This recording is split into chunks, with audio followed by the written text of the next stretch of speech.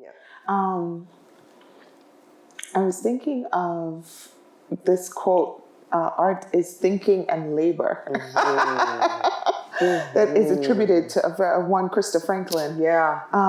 And I'd love to hear about your actual practice. Like, what does that labor and thinking look like in the making of the things you make? Yeah.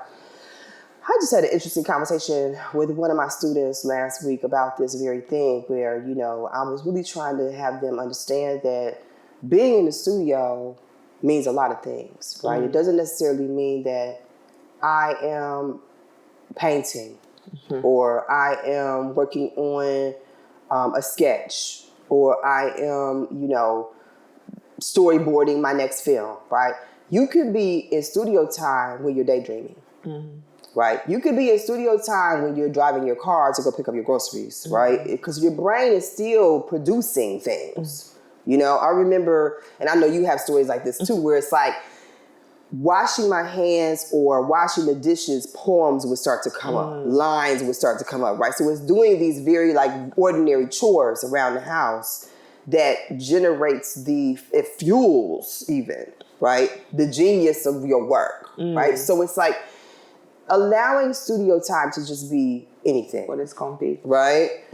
For me now, because I don't have a traditional studio anymore because of the relocation from Chicago back to Dayton, Ohio, I have learned to once again use my bed as my studio space, right? So I could be reading a book. I could be writing a couple of lines down, that are compelling to me. I could be, doing some little small watercolors in a sketchbook, right? It's like, whatever idea my brain kind of cooks up in that day, and sometimes it's nothing.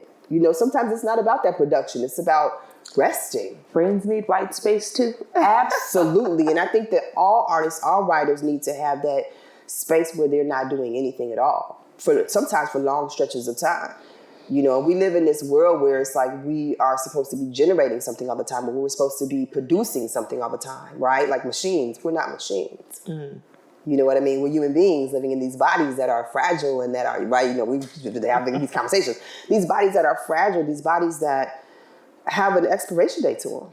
They're finite, you know? And so we have to take that time to use the studio of the mind, like to rest, like labor, art, like that quote, and I love that quote because it really marks a specific time and period of my life, and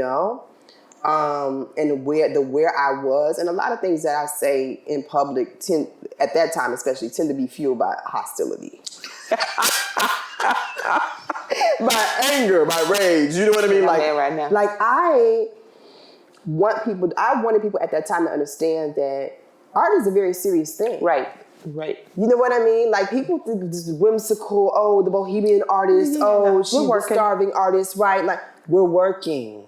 This is work, right? We have to do research like everybody else does. We have to read the books. Buy material. We have to buy materials, right? Like this is an investment, right? And it's not just this frivolous thing of like, oh, the muse jumps down. Now, I do believe in muses.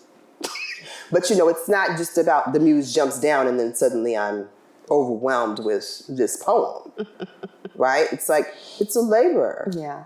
It's a craft, right? And it takes skill. It takes time to refine it, to master it. And it's not something that's just like comes down on you. Sometimes it comes down on you. Right.